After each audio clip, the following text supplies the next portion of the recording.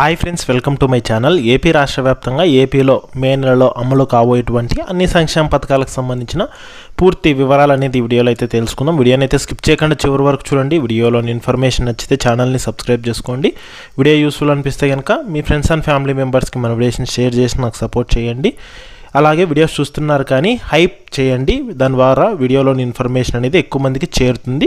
ఇక లేట్ చేయకుండా టాపిక్లకి అయితే వెళ్ళిపోదాము. సో ఏపీ రాష్ట్ర వ్యాప్తంగా ఏపీలో మనకు ఈ కూటమి ప్రభుత్వం వివిధ సంక్షేమ పథకాలను అయితే అమలు చేయడం జరుగుతుంది. సో ఏ పథకాలు ప్రారంభించనున్నారు, ఎవరెవరికి లబ్ధి చేకూరుతుంది, దానికి సంబంధించిన పూర్తి వివరాలు అనేది అయితే తెలుసుకుందాం. అందులో భాగంగా మొదటగా చూసుకున్నట్లయితే కనుక కరెంటు బిల్లులకు సంబంధించి అనమాట. అంటే మే నెలలో కరెంటు బిల్లు కట్టేవారికి అదిరిపోయే శుభవార్తను అయితే తెలపడం జరిగింది. సో ఉచితంగా అయితే కనుక విద్యుత్ని అయితే కనుక అందించడం అయితే జరుగుతుంది. సో ఎవరెవరికి ఇస్తున్నారు అనేది అయితే తెలుసుకుందాము. మనకు 2026-27 ఫైనాన్షియల్ ఇయర్కి సంబంధించి, అంటే ఆర్థిక సంవత్సరానికి సంబంధించి కరెంటు ఛార్జీలు పెంచకూడదని చెప్పి ప్రభుత్వం అయితే కనుక ఇదివరకే ఆదేశాలు జారీ చేసింది. అలాగే ప్రజలపై ట్రూ అప్ భారం కూడా వేయకూడదని అయితే కనుక నిర్ణయించిందనమాట. వీటితో పాటు ఏంటంటే మనకి మే నెల నుంచి ఉచితంగా కరెంట్ని అయితే కనుక అందించడం అయితే జరుగుతుంది. సో ఎవరెవరికి అంటే కనుక ఈ యొక్క పవర్లు మగ్గాలు ఉండేవారికి అయితే కనుక 500 యూనిట్లు, చేనేత మగ్గాలు ఉండేవారికి అయితే కనుక 200 యూనిట్ల వరకు అయితే కనుక ఉచితంగా కరెంట్ని అయితే ఇస్తున్నారు. ఆల్రెడీ ఈ నెల కరెంట్ బిల్ అయితే కనుక చాలామందికి జీరో అయితే రావడం జరిగిందనమాట. ఒకసారి మీరు కూడా అయితే కనుక చెక్ చేసుకోండి. ఇప్పుడు ప్రస్తుతం చూసుకుంటే కనుక యూనిట్ విద్యుత్ ధర అనేది ₹4.90 అయితే ఉందన్నమాట. సో దీన్ని వచ్చేసి ఈ సంవత్సరం అంటే ఏ ఏడాది కల్లా మరొక 30 పైసలు తగ్గింపు చేయాలని చెప్పి ప్రభుత్వం ఆలోచనలో ఉంది. అలాగే ఎలక్షన్స్ టైం వరకు ఎలాంటి కరెంటు ఛార్జీలు పెంచమని, అలాగే ఇప్పుడుండే దానితో పోలిస్తే ₹4కే యూనిట్ విద్యుత్ ధరను అందిస్తామని అయితే కనుక తెలపడం అయితే జరిగిందనమాట. ఇక వీటితో పాటు మనకు ముఖ్యంగా చూసుకున్నట్లయితే కనుక ఈ యొక్క కరెంటు ఛార్జీలు పెంచకూడదని అయితే నిర్ణయం తీసుకుంది. ట్రూ అప్ ఛార్జీల భారం కూడా వేయకూడదని చెప్పి నిర్ణయం అయితే తీసుకునింది.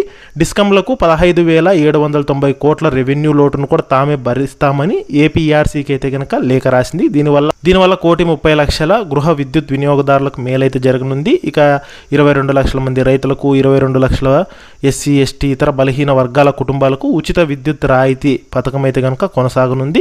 ఇక 2 లక్షల మంది వాణిజ్య వినియోగదారులకు యూనిట్ ₹12.25 నుంచి ₹9.95 అయితే తగ్గనుందనమాట. సో ఈ రకంగా మే నెలలో కరెంట్ బిల్ కట్టే వారికి అయితే కనుక సో ఉచిత కరెంటు పథకాన్ని అమలు చేస్తున్నారు. అలాగే మనకు ఫ్యూచర్లో కరెంట్ ఛార్జీలు పెంచమని చెప్పి ప్రభుత్వం కూడా అయితే తెలపడం అయితే జరిగింది. ఇది కరెంట్కి సంబంధించి, అంటే విద్యుత్కు సంబంధించిన ముఖ్యమైన అప్డేటు.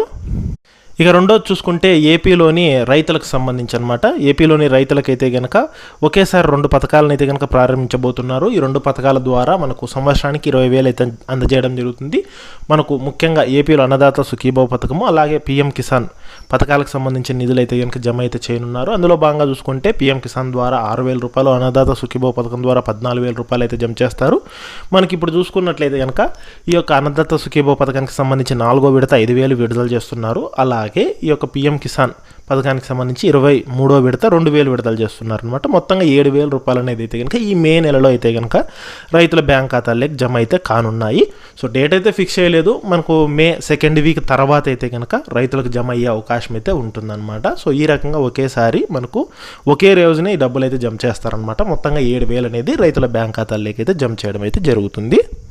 ఇక 3వ పథకం చూసుకుంటే కనుక పెన్షన్స్కి సంబంధించి అనమాట. సో ఏపీలోని పెన్షన్దారులకైతే కనుక అదిరిపోయే శుభవార్తను అయితే ప్రకటించడం జరిగింది. కూటమి ప్రభుత్వం అధికారంలోకి వచ్చి జూన్ నెల నాటికి దాదాపుగా 2 సంవత్సరాలు గడుస్తున్నాయి. ఇంకా కొత్త పెన్షన్లు అనేది అయితే కనుక శాంక్షన్ అనేది అయితే చేయలేదన్నమాట. ఈ కొత్త పెన్షన్లకు సంబంధించి మనకు రాష్ట్ర ప్రభుత్వం అయితే కనుక గుడ్ న్యూస్ అయితే చెప్పడం జరిగింది. అందులో భాగంగా చూసుకున్నట్లయితే కనుక దాదాపుగా 10 లక్షల మందికి ఈ కొత్త పెన్షన్లు అప్లై చేసుకునే అవకాశం అయితే కనుక కల్పించబోతోంది. అందులోనూ వితంతు పెన్షన్ల కోసం దాదాపుగా 1.5 లక్షల మంది అర్హులు ఉంటారని చెప్పి అంచనా అయితే వేస్తున్నారనమాట.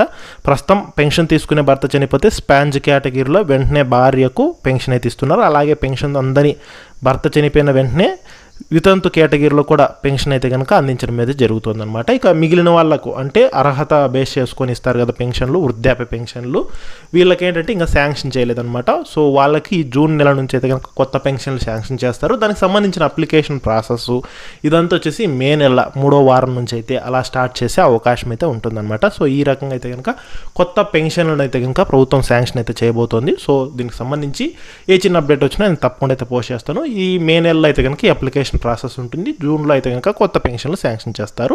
సో అందువల్ల అయితే కనుక ఇప్పుడే చెప్పడం అయితే జరుగుతుంది.